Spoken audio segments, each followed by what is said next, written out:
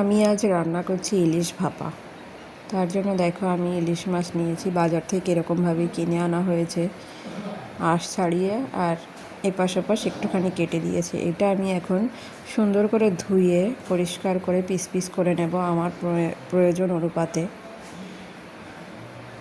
দেখো আমি এটা সুন্দর করে কেটে ধুয়ে পরিষ্কার করে নিয়েছি। দেখো এবার আমি এটার জন্য নিয়েছি হচ্ছে সাদা সর্ষে, পোস্ত আর হচ্ছে কালো সর্ষে আর একটুখানি আদা আর হচ্ছে কয়েকটা পাকা লঙ্কা, এটা শুকনো লঙ্কা নয়, পাকা লঙ্কা।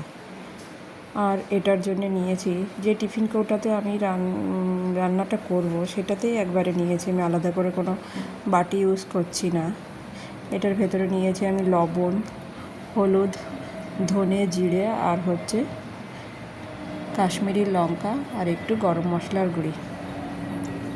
তার ভেতরে আমি মিক্সিতে করে রাখা পেস্টটা দেখো আমি ঢেলে দেব। এই যে এটা খেতে কিন্তু খুব টেস্টি হয়, খুবই সুন্দর সিম্পল রান্না, অল্প সময়ের মধ্যেই হয়ে যায়, বেশি সময় লাগে না, খেতেও খুব টেস্টি হয়। দেখো আমি যতটা সম্ভব পারবো মিক্সির থেকে টিফিন কৌটায় নামিয়ে দেব। পরে আমি মিক্সিতে একটু জল দিয়ে সেই জলটাও আমি টিফিনের কারির ভেতর দিয়ে দেব, যাতে গ্রেভিটা একটু বেশি গাঢ় না হয়ে যায়। বেশি জল দেবো না, হালকা পাতলায় জল দেব। দেখো আমি যতটা পারছি ততটা নামিয়ে নিচ্ছি।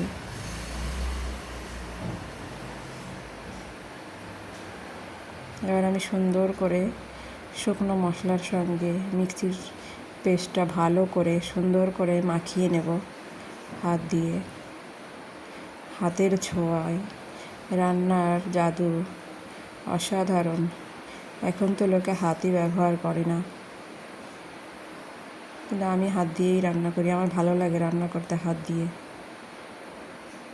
হাতে আরেকটা কথাও বলি, হাতে এই যে হলুদ, লবণ, লঙ্কা এটা হাত দিয়ে ব্যবহার করছি, হাতে একটা দাগ থেকে যায়, সেই জন্য সমস্ত রাঁধুনিরাই হাতে একটু লেবু দিয়ে ধোয়ার সময় একটু লেবু কেটে হাতটা ধুয়ে নেবে, দেখবে হাতে কোনো দাগ থাকবে না।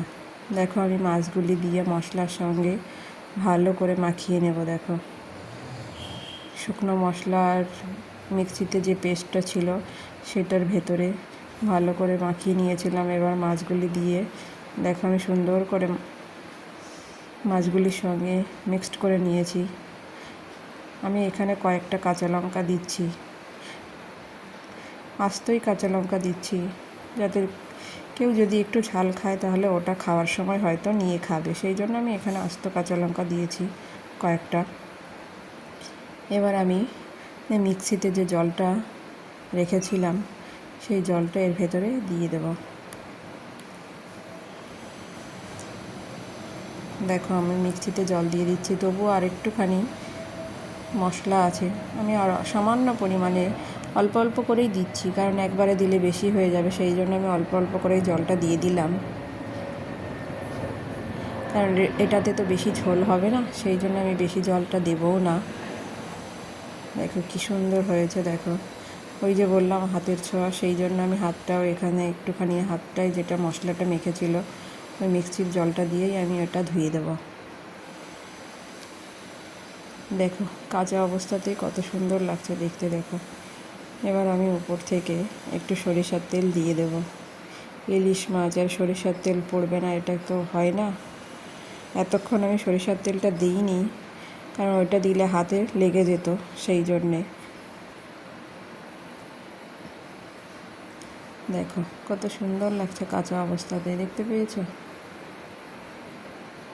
দেখো কত সুন্দর হয়েছে দেখতে, মনে হচ্ছে কাঁচা অবস্থাতেই খেয়ে ফেলি, কি সুন্দর লাগছে দেখতে। দেখো খাবারটি কিন্তু অসাধারণ লাগে খেতে, সত্যিই অসাধারণ লাগে। দেখো খুব অল্প পরিমাণে সামগ্রী দিয়ে রান্না হয়ে যায়।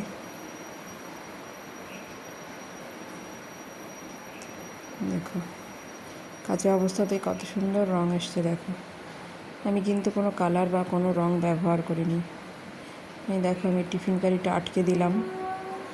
আমি কড়াইতে জল আগে থেকেই দিয়ে রেখেছি, তার ভেতরে একটা টিফিন কারি নামানোর জন্য স্ট্যান্ড দিয়েছিলাম। দেখো গরম হয়ে গেছে। টিফিন কৌটোটা ভালো করে আটকে দিতে হবে যাতে পরবর্তীকালে খুলে না যায়। এই যে আমি দিয়ে টিফিন কারিটা বসিয়ে দিয়েছি। এবার উপর থেকে একটা ঢাকনা দিয়ে চাপা দিয়ে দেব ফুল ফ্লেমে। এটাকে আমি 20 থেকে 25 মিনিট পর্যন্ত আমি জাল দিয়ে নেব এইভাবে ঢাকনা অবস্থায়। মাঝে মাঝেই দেখতে হবে যে ওই জলটা আছে কি না। জলটা শেষ হয়ে গেলে মাঝে মাঝে জল দিতে হবে। দেখো আমি 20-25 মিনিট পরে নামিয়ে রেখেছি। দেখো একটু ঠান্ডা হলেই দেখাচ্ছি এটা, কারণ অত গরম টিফিন কৌটোটা ধরাও যাচ্ছিল না, সেই জন্য একটু ঠান্ডা হয়ে গেলেই ভিডিওটা করেছি। এই দেখো কি সুন্দর হয়েছে, দেখো দেখতে কত সুন্দর দেখতে হয়েছে। দেখো এটা খেতেও কিন্তু খুবই টেস্টি লাগে, খুবই সুন্দর, অল্প টাইমের ভিতর হয়ে যায়। দেখো গরম গরম সাদা ভাতের সঙ্গে এটা হলে আর কিছুই লাগে না। দেখো একেবারে জমে যাবে খাবারটা। দেখো দেখো গ্রেভিটাও কত সুন্দর হয়েছে।